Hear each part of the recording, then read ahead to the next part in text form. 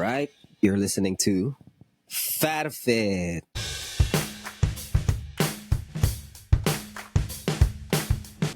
Fat. Fat Fit. Fit. Fat Fit. A fit. Fit. Fat. Yeah. A fit.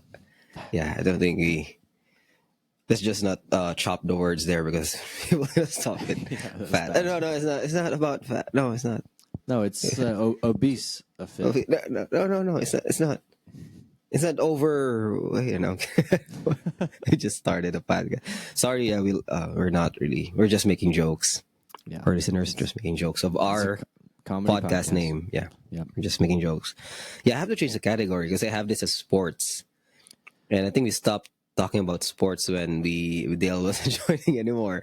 So I was trying to think, like, what sports have we talked about in the last 15 episodes? yeah. And I think I can only pick one category. So we might as well go with comedy. We're not that philosophical, although we may talk about philosophical stuff, but we're just It could be lifestyle, maybe. I don't know. I don't want to put it. I think there's a culture or something in there. Pop culture, which is we're not. I not wouldn't. really that anything. We're not that. We're Yeah, absolutely I'll find nothing at something. all. Yeah, We have it's no identity. anything. Yeah, we have no identity yet. Maybe our audience will dictate what. Because I remember when we talk about those 90s music, that's the time where people were actually like engaging. So, and we do love those. I'm not saying like we should do that because that's where we're getting views, but we do love talking about, sometimes we do love talking about those 90s nostalgia bands, movies, or maybe certain trends back then. Yeah. Yeah. Yep. 90s, millennial lifestyle. What's the word when you nostalgia? Yeah. And it's a very good, should I say, I'm biased because I'm millennial, but it's very good age because it's kind of a transition where, where the internet is like coming up, and then it's like we're old enough to be still part of those like older, should I say, older practices. Not really practice, I don't know how to describe it. The things that we're kids still play outside, those kind of stuff, like yeah the last true generation to have an internet free childhood that wasn't like our life did not revolve around the internet. Like when we were kids, the internet, I guess, we're sort of the same age, like the internet didn't really get to be something until we were like kind of in our like preteen or even like late, like high school, like where you have to, you can use it, but it's not really the main thing you go to. And then there are still some people who like, wow, I can actually like, yeah, because I remember like when we were asked to look up something, the thing that goes to mind is like the library. Like, I have to go to the library, got to look this up. How do I do the Dewey? What do you call that again? There's a certain categorization. There's like a certain categorization in a library where this number is for literature, this number is for history, this number is for, there's certain standards they have in libraries. And then I remember we have this might be in an English class where they were discussing that, and then I was so like, how do I need to memorize this? Well, how do I do this? And then, but it should be written in the library. But I remember when they made us learn. So we had to learn cursive. I remember, which was kind of crazy.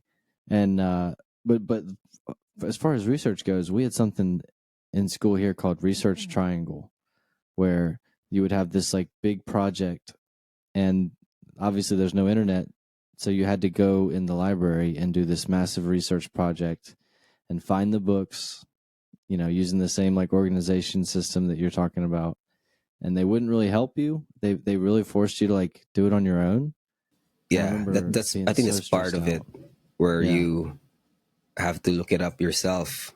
I understand. I would understand teachers back then because I would assume each student, or maybe if it's in groups of 3, they have their own topic, and then of course the teacher can't really help everyone. So it's promoted that you have to do it. You figure this out at least this part of yourself, and then the teacher will just say, we'll just tell you like where to get it. Yeah. Yeah. It's more of that. Very Yeah, there's a nice. lot of reading, a lot of there's one of the pain points I can remember is that you need to paraphrase this one. You can't just copy it. Oh, no, you can't And copy it, and you have to cite the yeah, source too. yeah. And I Oh, remember like, how do I paraphrase this? I just want to say what this book is saying. How do I even literally just yeah, this is a professional author. Why would I need to change what he said? Yeah. How would I even come up with something that will be citing this one but in my own way? You know? Yeah, it's Yeah, it's so those things. man, and I remember they were really particular about the way that you annotated a source to the point where when you typed it up or wrote it up, like the comma had to be in the right place and it had to be bracketed a certain way. And if you were off on any of the, it was very specific. It's very strange. Yeah, like where you have to put the source, when's the time you put it in the paragraph, or when's the time you put it, like at the end, at the references, those stuff. And then there's also a standard how to write the references. I remember like like which comes first, blah blah. That maybe the page. There's like standards of doing it. You can just put in the title of the book and that's it. There's the title of the book, the author, the edition of that book, because of course there's could be like, yeah, Oh it's yeah, I remember all mhm. that. And so I know we're beating up. We're kind of like complaining about that side of things, and it was kind of a pain. But one thing it did teach me is like by the end of a project like that, when you looked at the final report, I was proud of it. Like it looked good, assuming you Mhm. did like a work Yeah, that was worthy of an A, yeah, or passed. letter Yeah, it grade. passed. It's Yeah, fine. like when you see it, you're like, dang man, like it was this iterative process where I didn't know what I was doing, then I started to learn it, and then I kept working on it, and to see a project through like that, like just today at work, I had to write a business case for a proposal on like a new thing, and there's a certain way that has to be formatted for the committee. And so it's just like that research project. It was like, okay, I have to fit in these parameters. I have to find my sources. I have to put together use cases and user story or whatever, all that stuff. And I was kind of like brought back to the research triangle, where I'm like, oh, and then um, I start off with being overwhelmed, and then I'm confused, and then I've got a rough draft, and then all of a sudden it's this polished thing that I'm like, whoa, okay, I stayed calm, I did it. Kind of, Yeah, it feels you f- you feel more accomplished, right? Completing that rather than have something just taken out on the internet just to submit something, which is very common these days. Like everyone does it now. Where because I remember in our company there's certain trainings now, and then we have this training where it's like one of those leadership trainings, and then there's like an assignment for like a group where okay, just list out the things that you typically you would do, like a person who works in our company do, like list them out and then arrange them in I don't know if you know the 7 habits of highly effective people. I think he made famous though. I think Isa also like touch she about mentioned this it, like yeah. before, like a graph, like there's 4 quadrants and then where you have to arrange it, which one is urgent and important, urgent but not important, then there's like important but not urgent, and then the last one will be like not important and not urgent. You have Yeah. to arrange. So that's the activity. And then one of the because it's just a group chat, so like everyone must, I think, and this is because we have our works and then this is on top of it, so it's a lot of like extra stuff. And then one just like use ChatGPT to like create a blah blah blah diagram with a typical like workday of a person and it was done very good. But when I look at it, like if you haven't read the book you Yeah. wouldn't recognize it, but if you read the book, immediately I will say like, oh, it's just like a maybe a uh edited edited version Yeah. of the book. So even the example, there's example like biking, like that's from the book. And there's a lot of hobbies you can put out as instead of biking you could put other stuff. And then I'm not sure if you're really into biking, but it was in there, and then and then some of the people in the group chat were so happy because it was already done, and then Yeah. yeah, so I'm just gonna make a spreadsheet with this and then submit it, and I'm like I'm not, and I'm like even too tired to say like, do we at least make some more effort of this, just Yeah, not please, like guys. copy and then so yeah, I mean it's very good, it's a very good tool, but when it almost like removes the purpose of that training, you should say. So Yeah. because it's supposed to be for us to at least think about how do I even, because I would think because if I'm not using AI in doing that, I would think it's even hard to where to put specific tasks. Like, is this really important or is this part of the not important? So it's part. I think that's part of how you learn that sort of organizing your priorities. And then if you Yeah. just like you say, I did it like, and then AI does this very well. Like, oh yeah, it's correct, but that you rob yourself of the uh, opportunity to actually like learn it. So yeah, because what Yeah, happens if you there's no didn't allow AI, right? yourself to you didn't allow yourself to come along in the process to reach that conclusion. That there's something to be learned with the work to get to the end result and what you learned along the way, rather than just cutting straight to the end. It's kind of like if you pick up a good book and you skip to the last page, like you may get the conclusion, but you didn't get the whole story to get there. Like you don't. You're kind of robbed of a little bit of the experience in that case. I'd be lying if I didn't say, like, on the project that I mentioned earlier, like there's a few sections where someone wrote something to me and I put it in Chat GPT or Yeah, refine it. Yeah, I do that too. But at least that's the thing, because I don't want to have AI like do everything. yeah, I think that's how I still use it.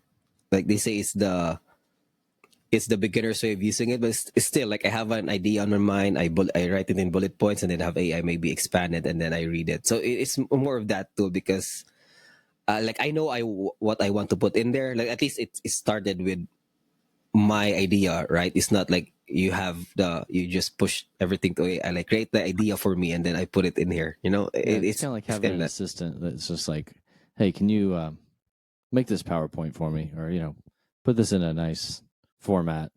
Like it's still your work. yeah. It's So still it's still what you wanted to communicate, yeah, right? It's just you don't want to spend so much time in those editing some to make it sound more. I always put in there in ChatGPT, like make it sound more professional, or maybe make it more casual, because I don't want to be too because it yeah, depends on. yeah. A little Yeah, bit less professional. I Yeah, always do that in ChatGPT. Yeah, how about make it a bit more casual, like I'm talking to like a friend, and then it's kind of like beep boop. I make that AI. I call that's my AI sounds like beep boop beep boop, beep, beep, although it's boop, not beep, really beep. making sounds, right?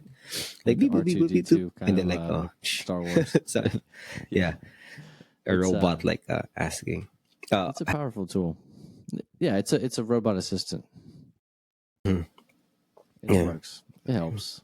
yeah, But yeah, you gotta allow yourself to learn along the way.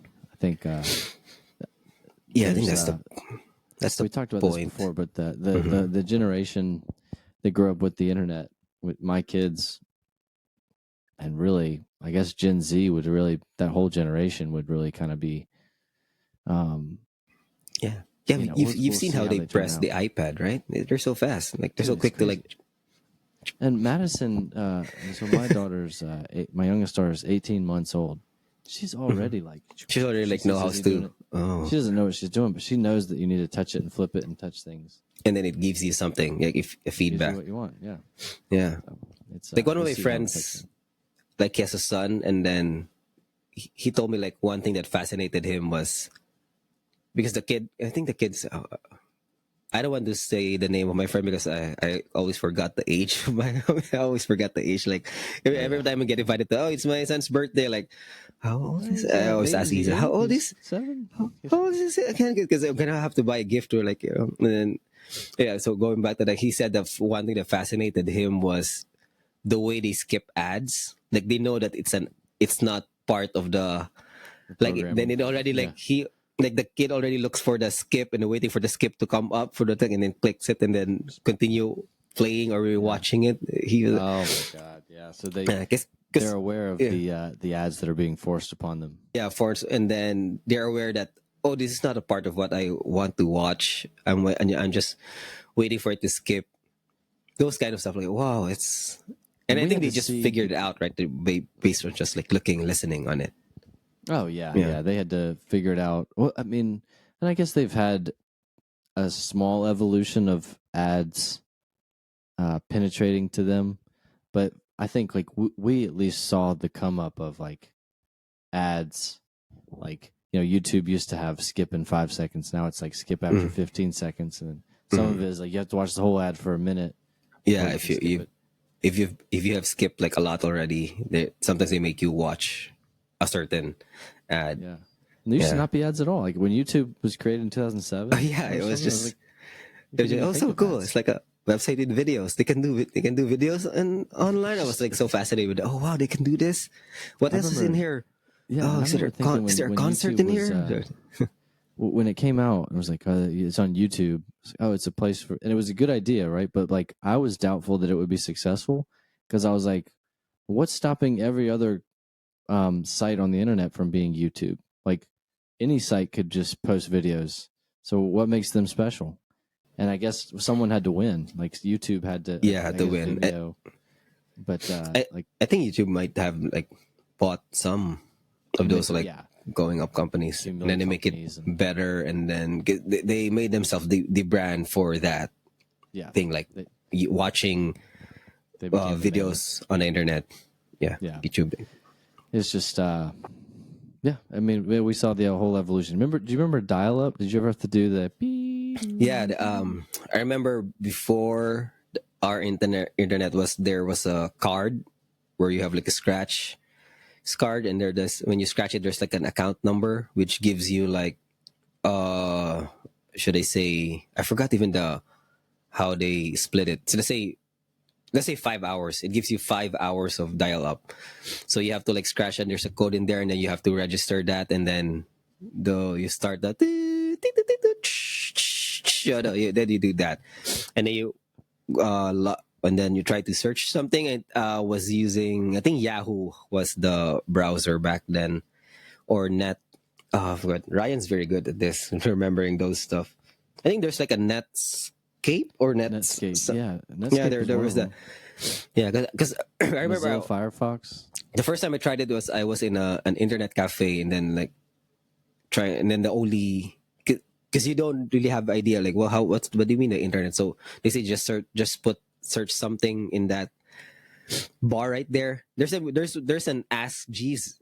I don't know if you know that. Yeah, I Yeah, remember that too. Yeah, I like that because it's colorful, and then like it gives you the, oh, Ask Jeeves, and then just ask him something in there, and then I type something like, oh, this, and then it wasn't even that quick to load, right? It's just, no, no. you see a lot of widescreen, and if you come up with a website where there's a lot of pictures, you get annoyed, like, oh, God, it's loading too long, and then, but you want to see what the picture is, like, it's, you see the description in there, like, oh, I want to see the picture.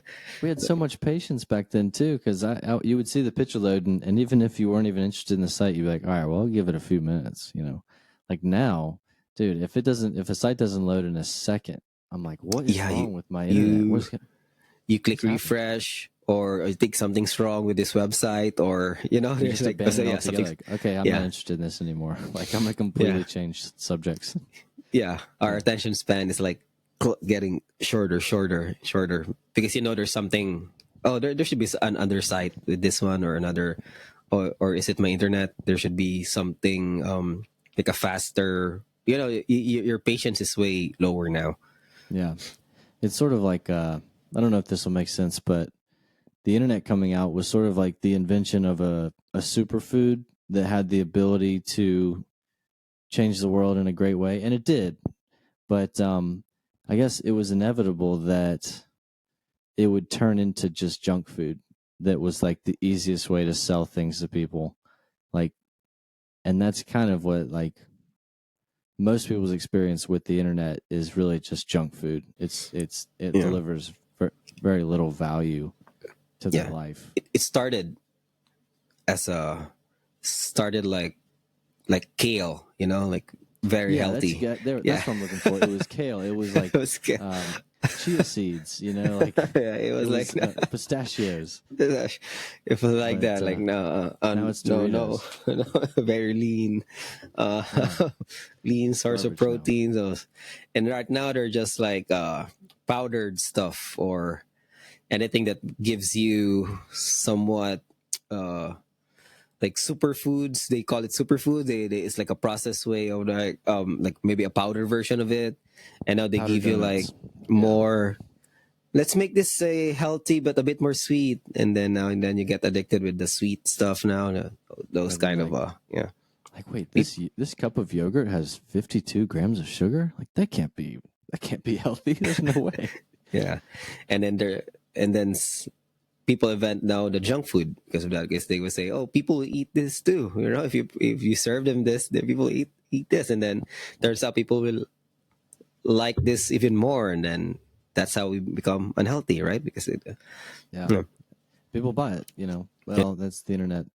So yeah, we saw the evolution. I do believe, like you said, we have a really good generation, and maybe that's what our viewers want. Maybe they want us to think back to those times and relate to. Ryan would be a good guest for those type of topics, though. You're yeah. right. He remembers a lot of Yeah. stuff. Yeah, very good memory on those things. But yeah, but we're here now. It's good. Before it was just a source of information, internet, and now it's the main means to exchange. But of course, information, but the information is such. The volume is so big, great now, where everything is so accessible that you take it for granted, right? That how it used to be, those stuff were used to be like out of reach, and now you can have it in seconds, Oh right? man, and it's a full Mhm. on addiction. We've talked about this in the podcast already, but like the scrolling for me, it's Yeah, I'm so a hard for victim me of to that stop. already.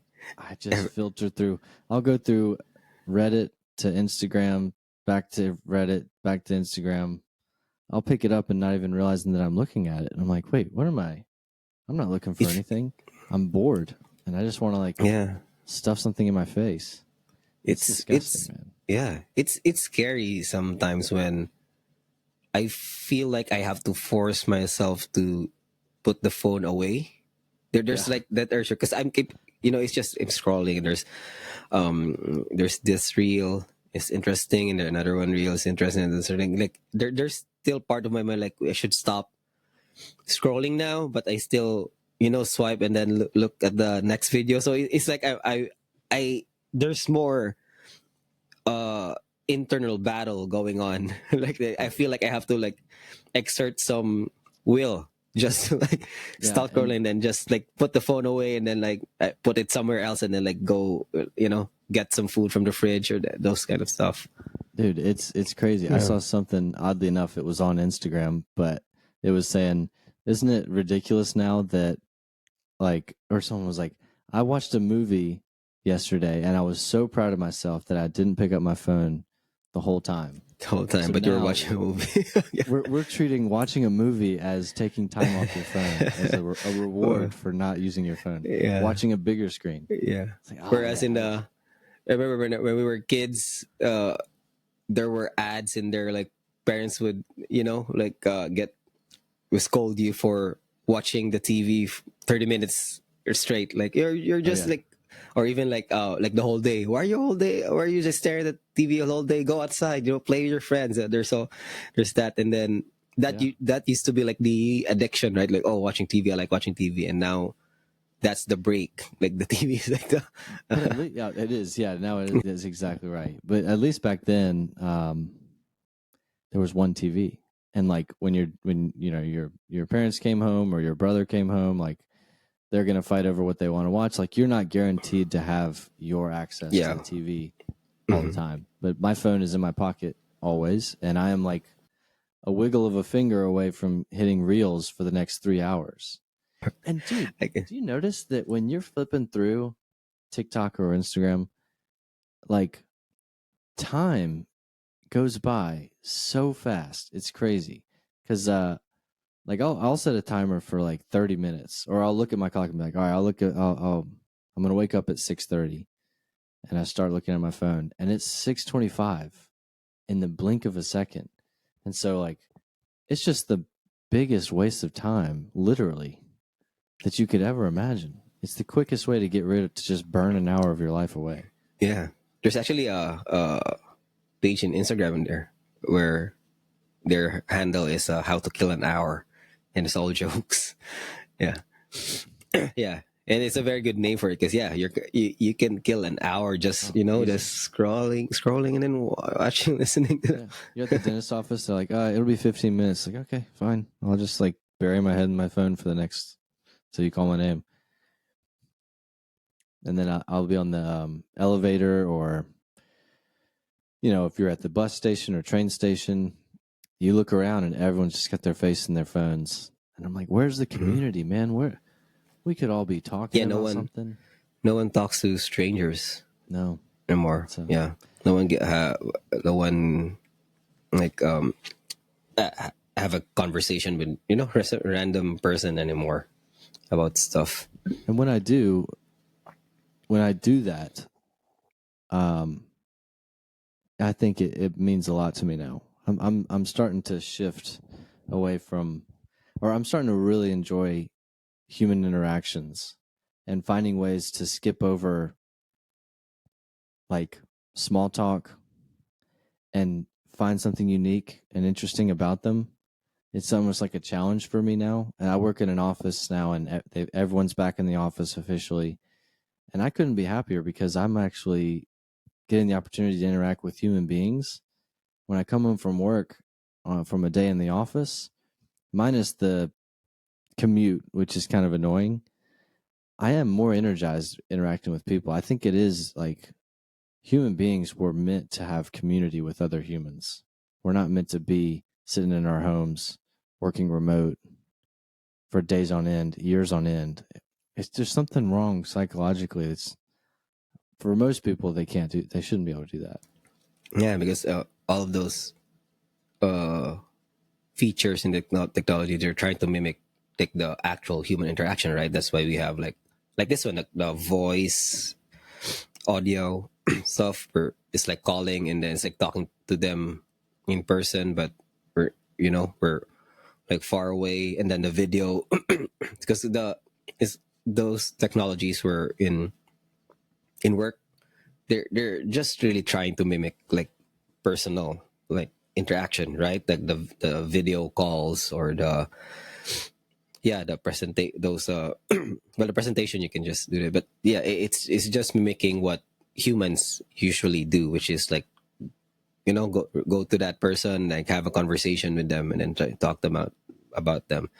And then the facial cues should be mitigated with the video, right? I think that's why a lot of their like Liza, what she's worked their company, right? They want to turn on the video, so I think at least you should feel like you're talking to a person, right? Not just not just an icon. I always remember, like, I made this um it's good to see, like, the first time like seeing people in person, like, oh, it's good to have this, right? Because you're not just like thumbnails on my screen where there's sound coming up, at least you're an actual person now, like that I can see you. You're not just like Louis, and then there's like he's speaking. The box is like highlighted, and At least, yeah. it's sort of like when you read a book and like there's no pictures in the book, you create this mental image of the characters in your mind of what they look like and then what their life is,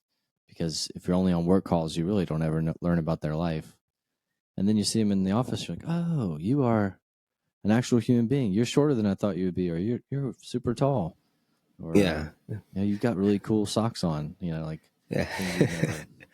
no from. But my boss is works fully remote in Texas, so I never get to see her. But does she on her camera? No. Yeah, she's always on her camera, and when I talk to her, she's like her body language is like this. Like I could tell she's looking straight at me. Like She has an incredible virtual presence. Like some people have a gift of like really coming through on a webcam where you feel like you're really there. Other people like they'll sit on Zoom calls like this. Yeah, and then Like, oh, I'm on video. Like, all right, we're not getting much from you here, Adam. You know. yeah, they just talk, and then sometimes you're just like looking down, like looking at the keyboard because the camera's right here, and then so it's right there. Yeah. Yeah, yeah. Anyway, I remember this in Mighty Mouse, right? Demetrius Johnson, and he had Alexander Volkanovsky because he does Mighty Mouse. What he does is he does like this type of podcast sometimes where it's less remote, like online, and then but of course his setup is it's better, like a very good camera. And I remember he was talking to Volkanovsky, and then he was showing like parts of the like before the podcast started, like like also before the recording. They're actually recording everything, but it's just when they're talking, and then he was saying like yeah, when you talk to me, look at the camera, and then look at the like, say he said like when you talk to me, look at here, like I'm it's just so it will be look it will be looking like I'm actually talking to you. But I okay. guess Yeah. when Mighty Mouse does it, he's so good because he always does that. Like he's always like this, so I'm like really talking to you, but you can see like Volkanovsky like is not that used to it because he was like, wait, where am I looking? But I'm not looking at you. I'm like, you're here. No, just look, just act. You're an actor. He was like, it was just funny my how they did. God.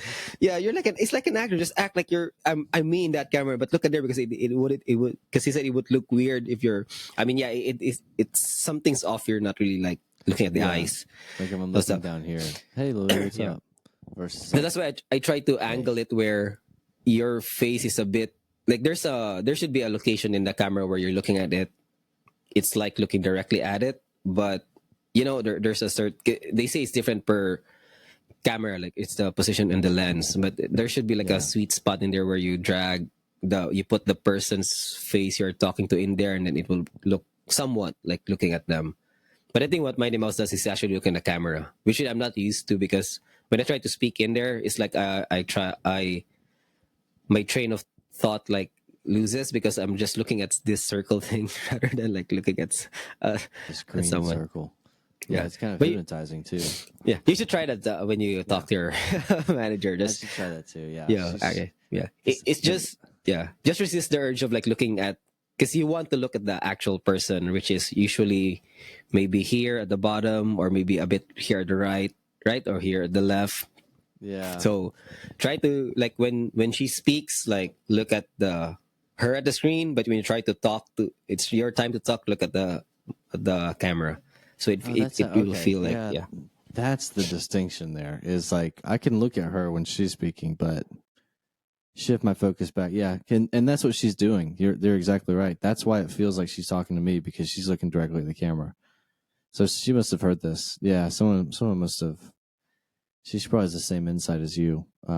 That's really yeah. So it's possible to have a good virtual presence and Yeah, have a there's successful career, but yeah, but it's the thing, right? It's still if what like what constitutes like a good presence is still trying to mimic an actual in person conversation, right? That's what describe what makes a good virtual presence. If you try to at least make it feel like it's not virtual, I think that's the Yeah. thing for it. Yeah, Yeah, because we're you got- still yeah. in order to make it good, you have to make it seem like it doesn't exist. I wonder what else. What other thing in life is like that? It's a very interesting. Yeah, but when you're virtual and everyone else is in the office, like it was different during COVID because everyone was virtual, so it was a level Everyone playing is. field. Mhm. No one had special sort of powers of being in person. But now, like 90% of us are in the office. So they're missing out on all the hey, you want to go grab coffee? And like, oh, I'm in the break room. Oh, by the way, that thing at work. And then we start talking about work. We can't stop and dial someone in every time we're walking down the hallway. Like they're missing out on a lot of like micro Yeah, progression and stuff, discussions like or discussions throughout the day. What are you gonna do? At the end of the day, it's just a yeah, micro discussion. It was like there was a bit in Friends where Rachel, she doesn't smoke, but her boss and one of her colleagues like smokes, and then they do some like the bit was uh, they have a discussion during smoke break, and then when they get back, they already decided on stuff already. So Oh, she's okay. left out with the decision, and then so that's why she was learning how to smoke just so she can have a smoke break and then talk to them, and then making in those Yeah, during work stuff. that's kind of it, man. Yeah, Um, the smoke breaks. Yeah, yeah, no smoking. Oh, by the way, I want to mention your shirt. I just noticed. Is that South Carolina? yeah. I haven't worn. I think this is the first week or second week I wore this. I remember I think even your parents sent this to me. You remember? Yeah, I Like think I think so. it Yeah, they was got when because you were supposed to go to the Christmas with yeah us. when we had no, I had COVID, and me and Dale weren't able to Yeah. go there, and then they sent us this like, oh, South Carolina. It's actually the perfect size too. Like, oh, that's good. And then I needed like long sleeves, shirt. So when Oh, I saw this, oh, I had this shirt, and if yeah. it's good because it's still new. Like I didn't really wear it. Yeah, I mean, it looks good, and I wonder if you do people in like the Philippines know what South Carolina is? Like, do you know that's I know they know the state, but I don't. They just there's people who wear Harvard in here, and I'm not sure they. I know they weren't. Maybe some of them they know the school, but they're not really in there. They just got the oh jacket. yeah, no Harvard, Yale, I'm sure. All those. Mhm. But like, would it be reasonable to like expect a normal Filipino person to know like all the 50 states? All 50? I don't think so. Maybe only those states that. It's it's part of our like we it's part of our lessons. I think it's probably in geography stuff for about 50 states, and then it's up to you if you make take the Okay. time to Yeah, um to have an interest in it. have like even remember. I don't think you remember. You'll only know maybe those big states, or the states where you see them on the news, or if California is Hollywood, so of Oh course yeah, people are gonna know California, that New state. York, Yeah, New Texas, York, Texas, those like Florida. big states. Yeah, maybe, but we can't really name. Then South. I think some people would know. I think I had Yeah, but he's American. There's a guy in here in this condo. He said like, oh yeah, he was saying like he's from there before because I was wearing it's just this. such a small world. I don't know if it was this is or no. So it was the other one. I think your parents also sent me T-shirt where also it also has like South Carolina in there, and it's like, oh yeah, I'm from that. From there or something. Oh yeah, I was just like, because I don't even know how to like, because maybe he's assuming like I live here before, or maybe we've had work here before. Like, oh yeah, I was just like, and then the conversation was just cut back then. But because it was just I was picking up delivery, like I ordered food, and then there's delivery guys already Yeah, at the downstairs, and that guy was downstairs also, and then it's like it feels more like I don't want to like have a conversation while just like bringing food, yeah. You're like, and I want to okay, go well, up. Yeah, thank you I for didn't the see him interesting again. fact. Maybe yeah, maybe if I see him again, I get to maybe have a chat with him. Yeah, Yeah, there's a lot of Filipinos over here. Like we went to a Filipino festival last weekend. I saw Um, that in Glyze's what do you call this stories Instagram. Yeah. it was great, and we got my mom to watch the kids, so we went just us two, which was a good idea because it was Oh, kind that's of good. Yeah, crowded, that and was fun. we had all like we had lumpia, and we had lechon. Um, they had halo. Say Yeah, that correct? those dessert. Yeah, the I crush Ube ice. cakes. Yep, it was Yeah. so good, and it kind of felt like because it was all Filipino food vendors, and it was filled with Filipinos.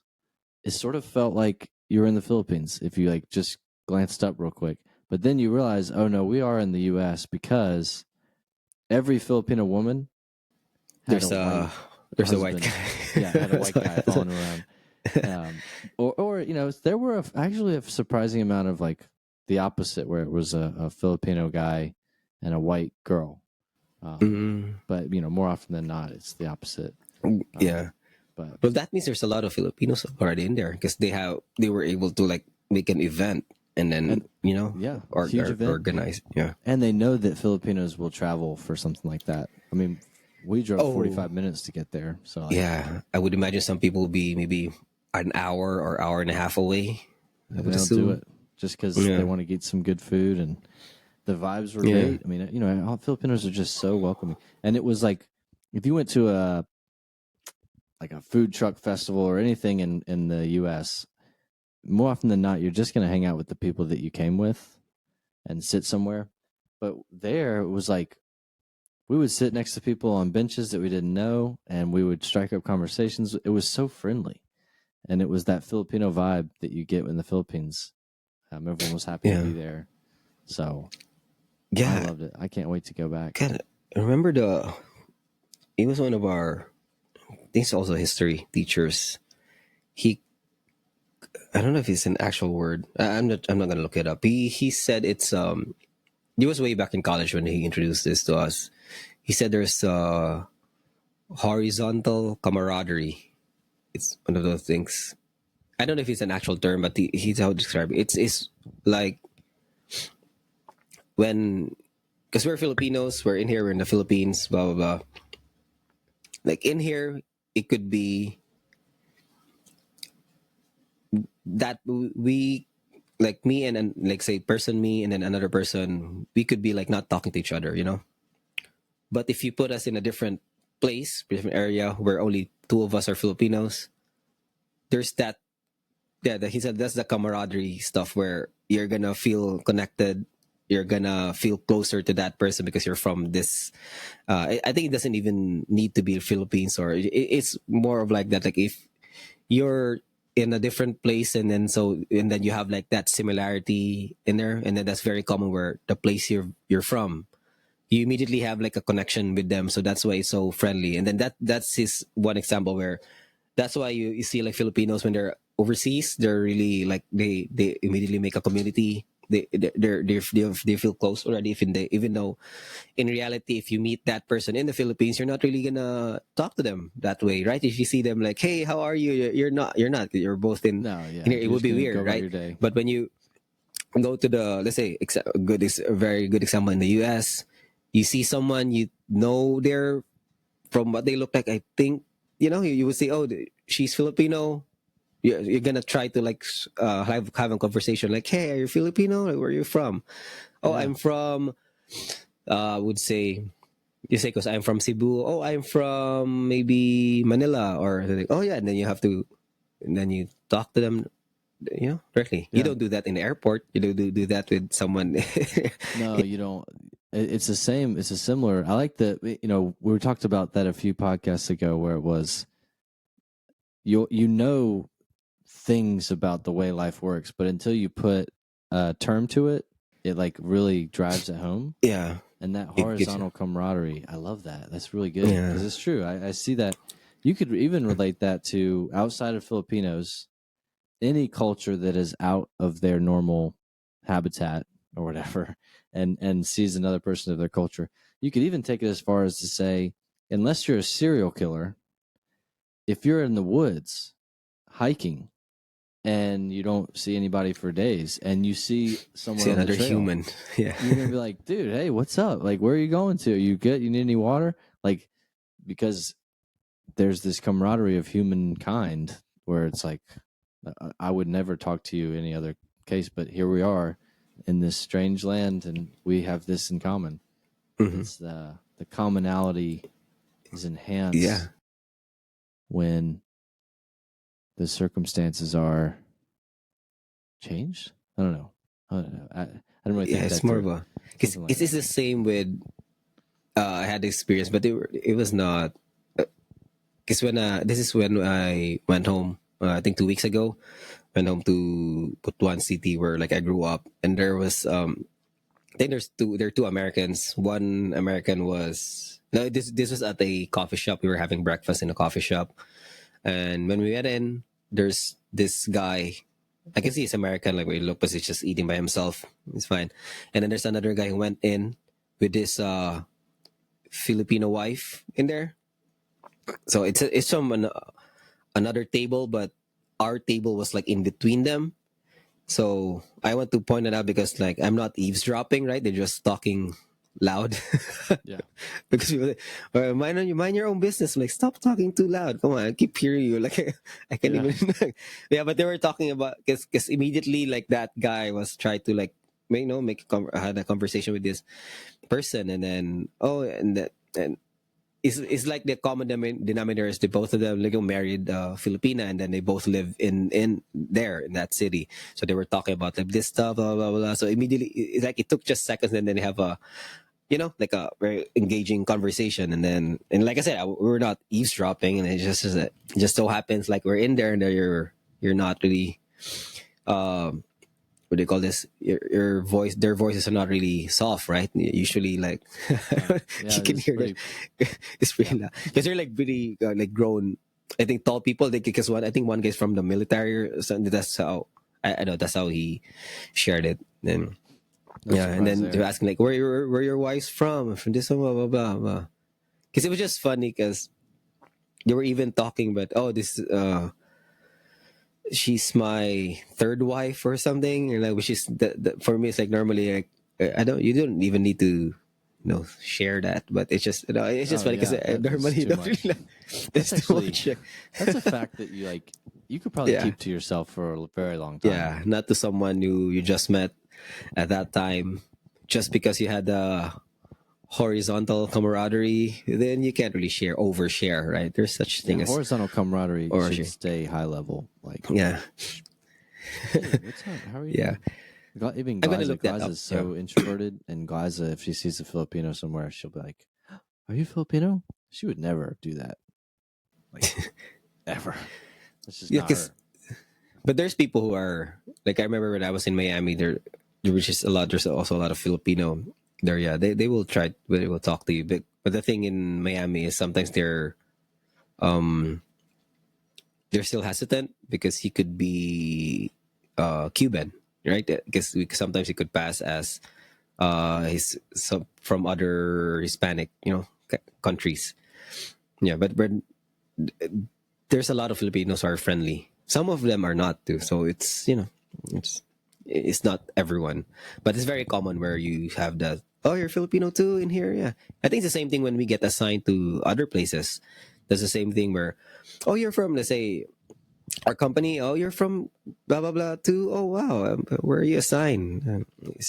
Those kind of stuff. There's a certain connection you immediately have, even though you still don't like, right? You don't know that person. Like he could be a serial killer, right? But you immediately have a connection with them just by knowing you're from the same place, and then you're from the same place, and then you're in a place where it could be you're should I say far, or it's like you feel like both of you were put in this situation. You're sharing something. You're sharing like it's not a struggle, but you're sharing something similar. Yeah, don't deny Mm. what the universe has done. Like the universe has put you in this place coincidentally. But I will say that the horizontal camaraderie may be the reason that people die. It could be a Yeah, it serial could killer's be. best, Yeah, favorite tool. thing. It's like, oh yes, we have something in common, or pretend like they have something in common with someone. I'm sure Ted Bundy Mhm. was really good at horizontal uh, Mhm. camaraderie. Probably it could But be. It might be common in the U.S. Like even like saying if you're from this state, right? There's also a yeah, I'm from connection. Like Texas yeah, too. Hey, that's good. Where yeah, did your from parents live? Texas, yeah, Where'd you grow or up? from New York. It could be Yeah, yeah, those stuff. that's Like that. Yeah. mhm. So Yeah. speaking of New York, I want to make sure I mention before our time ends this book, because there's some really good insight. Um, this book's called Unreasonable Hospitality, and I would really recommend it. It was a book that our company suggested that we read, and I ignored it for a while because I thought it was just going to be a business book that was super boring, but it actually is it's kind of like just a memoir of this guy's time as a restaurant owner.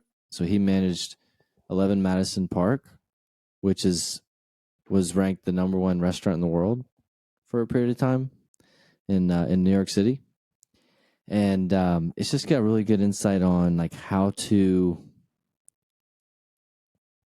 like how to be hospitable and how to like manage a business successfully. And one of the things that it's not really, I'm probably building it up too much and giving it too much of a platform here, but I thought it was kind of interesting where, um, like, if you manage a team and well, I don't know, I'm not sure where to start because I took some notes, but now I feel like I've built up too much. But like, he was like, on his finances, he would be 95% of what he did was extremely buttoned up and tight, and like the budget was what it was, and he wasn't willing to waste any money on anything.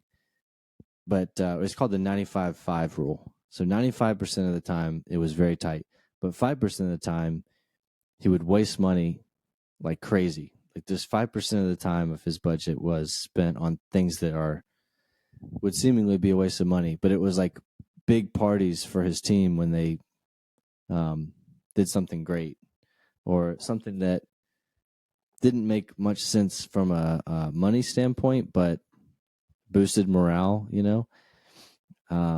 Another one was like when if you're a manager and you're managing a team, you criticize the behavior, not the person. And so a lot of it's like obvious, but you pull them aside and like, criticism, like, praise is affirmation, but criticism is investment. So you praise publicly and you criticize privately. Yeah, privately. Yeah. And when you criticize, you make sure that you're not criticizing them, you're criticizing what they did. I'm doing a horrible job of highlighting, because it's all a bunch of small stuff like that, but the way that it was delivered was so good and so thoughtful.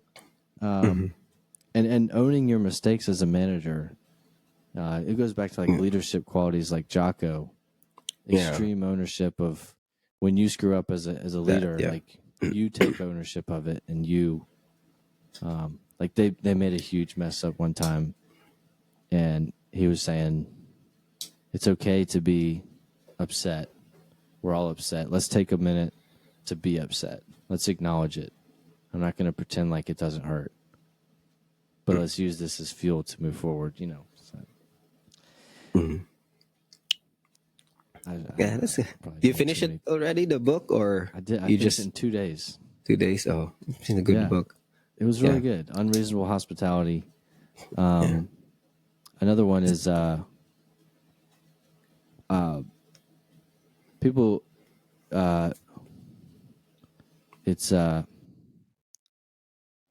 leader's responsibility is to identify the strengths of the people in their team, no matter how buried the strengths might be. So a good example of like what he did, like if he had someone on his team who he really believed in, but they were screwing up in their current job, instead of like firing him, he would move him to a different part of the company or a different role within the team and try to identify the strengths that he does have and change his role to suit those strengths. And it doesn't always work, but in some cases, like someone was like super organized and detailed, and they were doing something that didn't allow them to do that. And so he put them on like organizing the kitchen and making all the schedules for the staff. And he was like the best person they ever had.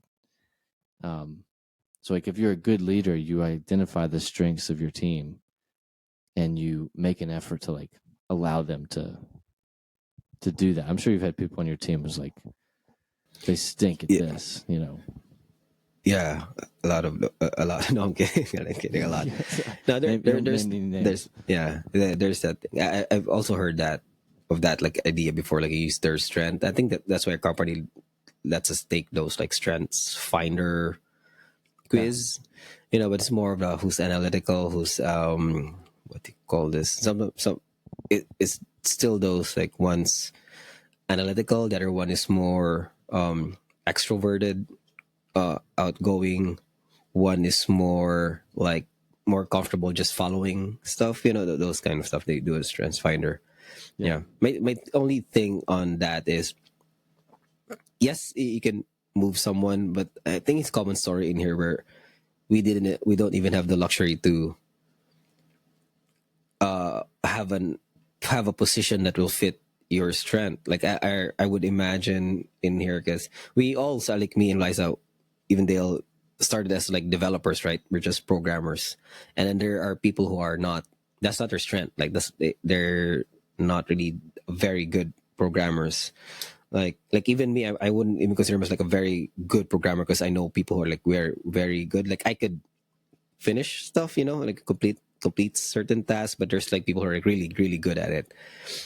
And then there's a stage where you have to, like, you're gonna have to be a programmer first, because yeah, but in our company you have to be a programmer. Most of the time you have to be a programmer first, just so you have the opportunity to be on some position where you can play on your strengths now, because there's stories of that by our leadership also, where they're not really good programmers, but they're really good people person.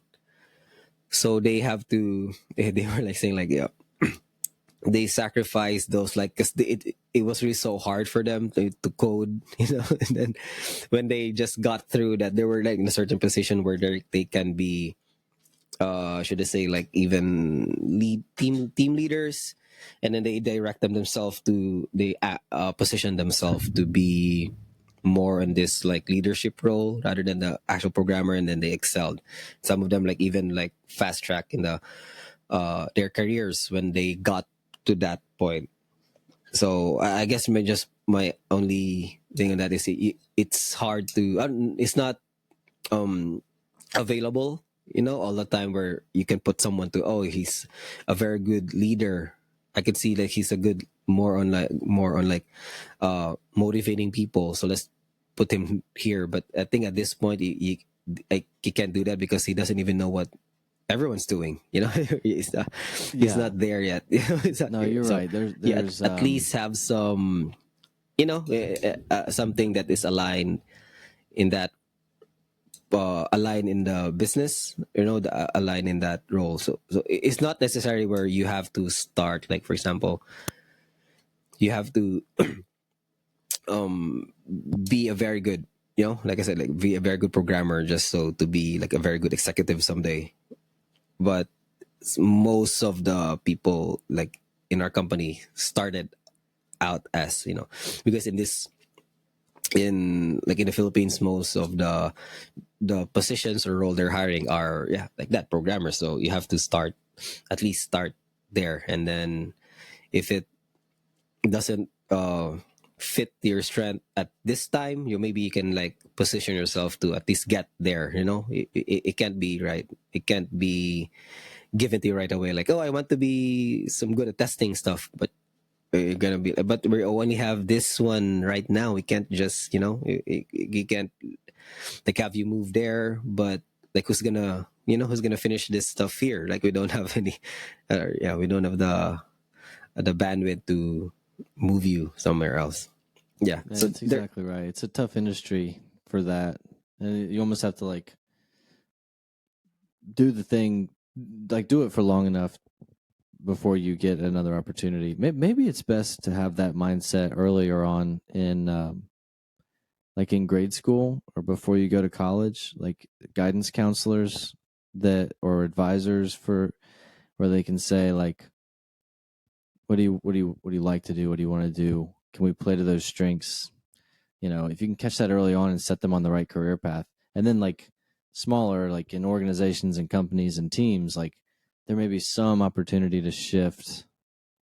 But yeah, I mean, your industry's pretty rigid in terms of like the work needs to be done, and the work is Yeah, a lot of like it's if you're development. you're hired as this person, of course, you at least you can't change. I think we did touch a bit on this like way before. Like, if you're, at least you don't try to influence the process, right? At least when you're still new, you try to, like, blend in, Hmm. do what you're told at least at this time. And then if you understand, then understand or have some small understanding of how stuff works in there, that's where you try to, like, make position yourself into this, or make suggestions or make recommendations about stuff so that it will play more on your strengths, right? Other than, because I can see like people who are like really good programmers, they can it's very common here where they say, I just want something where I just code, I don't want to deal with people. Yeah. And then there's opportunity for that actually, where they're just given harder, technical tasks because that's their strength, and then they love doing it. They're not given, they're not asked to manage people. So that's it. So, but it you'll only get to that point where at least you're in a company, like at least you're with the company long enough, right? To understand everything. So because this is one of the things where, like in this company, it always, like one of my managers said that, yeah, it always comes down to the business, right? Like if there's no, if we can't afford to put you in here, like we really can't help you at this point, right? We can't do it, even though we know that that's the best thing for you. We know that's may also be the best thing for our team, but if we can't really do that, like yeah, it's still a business overall. Like we're trying to, the company's still trying to make money, so Yeah. we sometimes it's not available. But yeah, Well, that's actually one thing that Yeah. he said in the book too. Is another aspect of a good manager will say, again, this is assuming that the management is good and like noble and not some uh, company that's no good. But like it's oftentimes it's in the the manager's best interest to put the company first, or put the business first, to put the Mhm. project first. And if they're doing their job right, most of the times what's in the best interest of the company is also what's in the best interest of the employee, The individual, yeah. of the individual. And if it's not, then you know, maybe they can shift things. Oh, sorry, I forget where I was going with that, because he had a good point with um with oh, man, my brain completely jumped off a cliff with that. But he was saying if it's in the best interest of the company, it's usually in the best interest for you. And oh yeah, you would lose the trust of everyone else that's bought into the company and the vision of the project if you allowed anything else to happen. Like as the manager, you have to see through the vision of the company or the project or whatever it is that you're doing. And again, assuming it's something noble that everyone's bought into. But Mhm. like you can say, the company will always be first. This goal is number one, and all of you Mhm. will benefit from it. But I can't allow a straggler or an outlier or someone uh, with ideas that shake up the foundation of what we're trying to do here. Like you're Mhm. out, and that's for Yeah. the betterment of everyone. Yeah, Yeah. I think that's where the every company have their own core values, right? Core yeah, values, mission. So, but I think that's where it comes in, because you get, it's also from that book I've been reading, the Seven Habits. They have like you should have your own mission statement, and then Stephen Covey was even saying like there's a mission statement for even just a hotel, or a specific branch of the hotel. They have their own mission statement. I think that's where it comes in, because when you have your core values or a mission statement, it sort of like aligns everyone, right? Because there are certain decisions where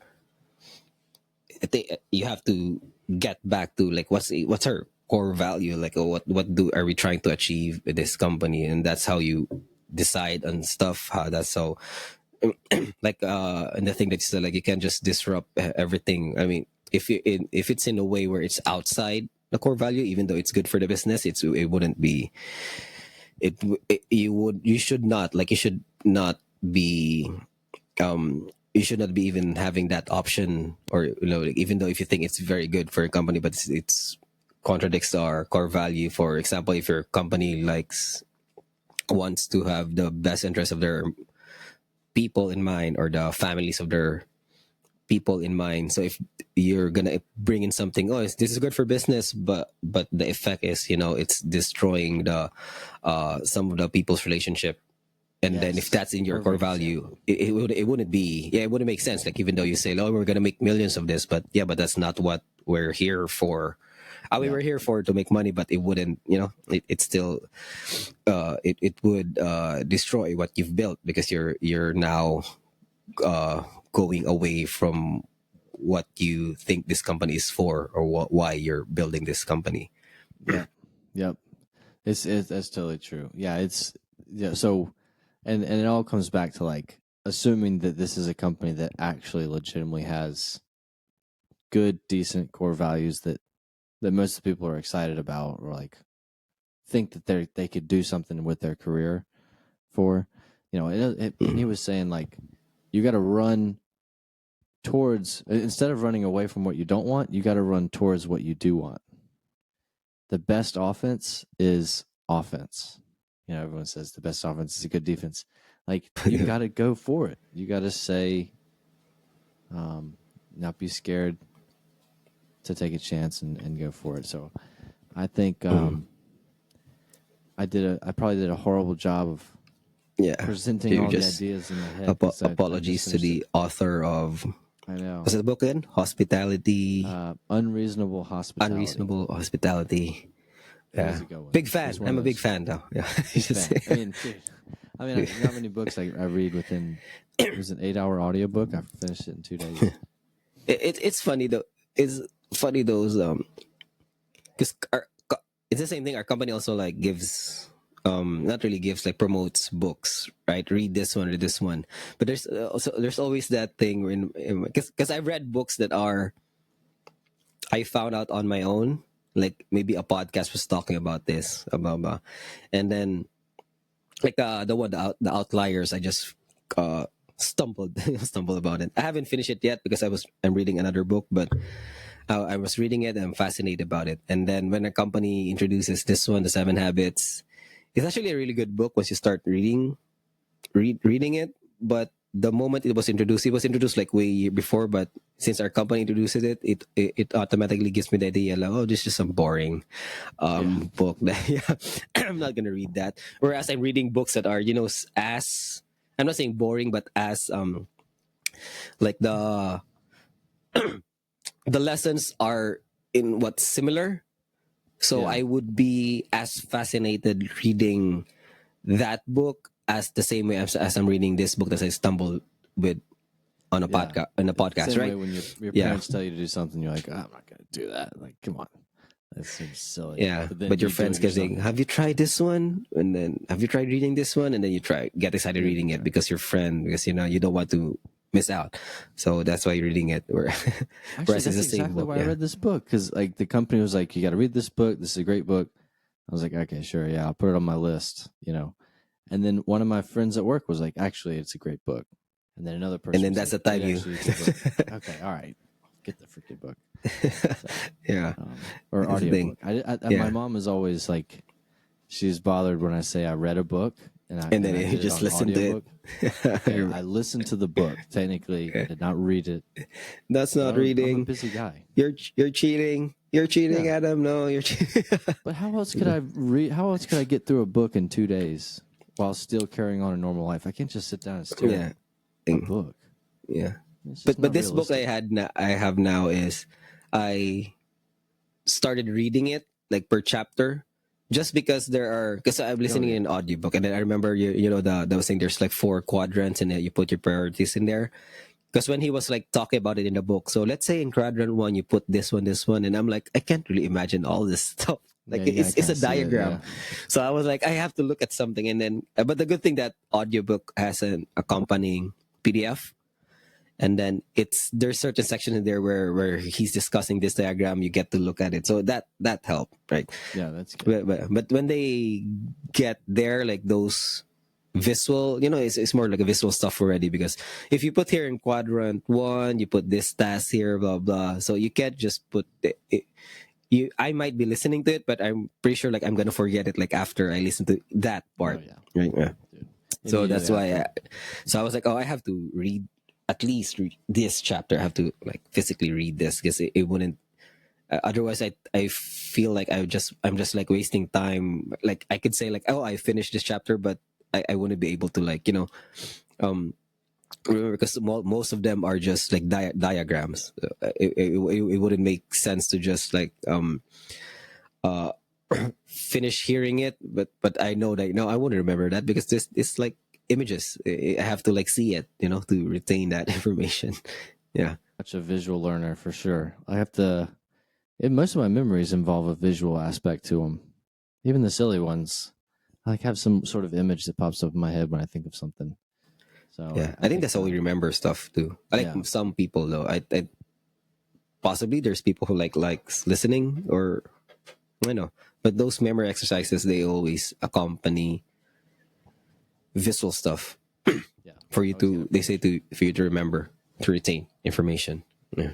Speaking of Yeah. visual, we Mm. never saw Glyza come through, do we? Oh yeah, it's already an hour. Then we should probably asleep already. I think we lost her, unfortunately. Yeah. And you may have caught my eyes shooting over. I'm monitoring Madison. She hasn't woken up yet, luckily. But Mm.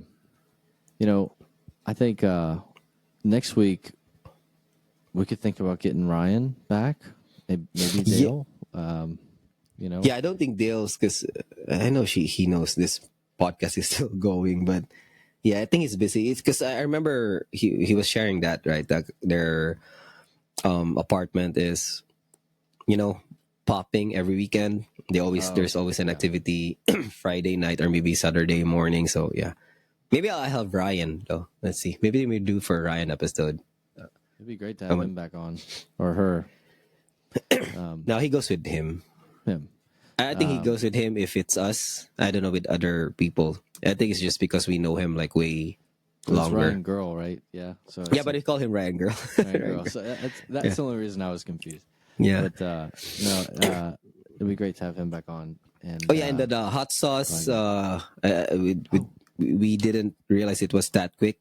It gets there, but I think the plan is hopefully it's fine with Galai to bring like the other box in here so that I can have it, and then we'll have to arrange it because I asked Isa to create the questions so that there will be no bias for us three. And I'm Oh man. thinking because she said she can just like send the questions to us and then like you exchange or we just like pick up from something. But I'm also thinking like she could be there to ask the question, like just like the hot ones. Like she's like the Yeah. main.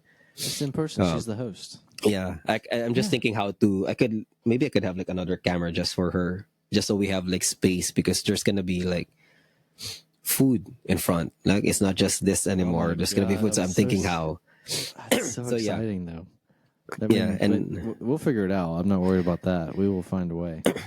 yeah, because my thing is, it's good if I have the hot sauce with chicken wings, right? I think that's where it tastes good. But I have the podcast here like 9:30 a.m., 10 a.m. I'm not sure if there's a place early open that opens early enough for Yeah, me to no, order. Yeah, just get like yeah, little chicken tender bites. And honestly, yeah. I mean, I know you want it to be Oh legit, yeah, but tender bites could be good. Yeah, good. Yeah, just get like little tender, and even you could take one a tender, nugget. Yeah, a and nugget, like yeah, but you could chicken dip the nuggets. Yeah, nugget and bite it, yeah, and that would be your one sauce, and then just like mm, flip it for the next one. It doesn't have yeah. to be anything. No, because I'm thinking if I don't want to have it like I don't want to buy chicken wings at the evening and then eat it at the morning for the sauce because No, it wouldn't taste good. But it'd make you but when you sick. said like nuggets, yeah, I think there's a McDonald's here. I think that could work. The Or if you have like McNuggets. a toaster Yeah. oven or something, you could buy some frozen nuggets, right? E, yeah, I have a, but I think I have to use a frying pan. Stuff. Yeah, Okay. Well, it's maybe it's not I that. don't Yeah, know but you oven. can Yeah, get some McDonald's nuggets yeah. and I just think like that will work just because it's do not really that one bite. flavorful, right? It's just almost plain. It's like Yeah. you're eating carton. Yeah, it's all You're about eating getting the paper. sauce in too. Yeah. Yeah, No, I think yeah, yeah. I think I'll that's just the use move. that. But I want it to be. I don't know. Yeah, I'm still thinking about how to show it in here, just so it good. Because I don't want. Because if it's so spicy, I wouldn't want to do it like again. Maybe, or I don't know. Well, Let's see. And I have a that's glass the of milk also. Yeah, That's what I'm scared of. I really don't yeah, think. yeah. I'm actually very There's worried. yeah, but let's see. I think Liza would love it. Yeah, She would we'll be definitely excited. bring Yeah, it. Oh, she's yeah, Liza's so pumped. And I'm pumped yeah, too. Well, yeah. cool. Excited for it. Yeah, I'm excited too. yeah, I still think yeah. this is a good. This is a good episode though. That's good. That we have some talk about some books. Yeah, That's all. I tried to make it philosophical. His is more like management tips, I guess. Now that I think about it, but it still stuck with me. And I think for every book you read, maybe you forget 95% of it, but the 5% that sticks with you, that can Yeah. change your life. Yeah. The things that you remember. So And I'm it on could to be the even next one. be different ideas, right? Some ideas might resonate more with you, and then some ideas, like their 5%, may be different, right, from Yeah, each person. And then but both of them are still a good thing because there's something that there's an impact um, with you, right, from that book. absolutely, Good. Yeah. absolutely. So Yeah. Yeah. Man. I don't think Liza's gonna join us because Yeah. it's already like, yeah, but still a good episode. There's it's good content. Then yeah, I think we'll just end it the same way. We're just do it like we're gonna post for a picture, and then that picture's gonna be on the thumbnail, and then it's gonna be like the face that we do somewhat right relates to the things we talk about in the podcast. Okay. So let's think. What do we talk about today? What kind of face? It was more about 90s, kind of like 90s internet, before the internet, television, and then started with the dial up, and then we ended up with books or Yeah, no. philosophical. Yeah. I don't really have a book here. Anyway, I'll just good. I'm gonna do the thinker. yeah. Yeah. Okay, like 3, 2, 1, and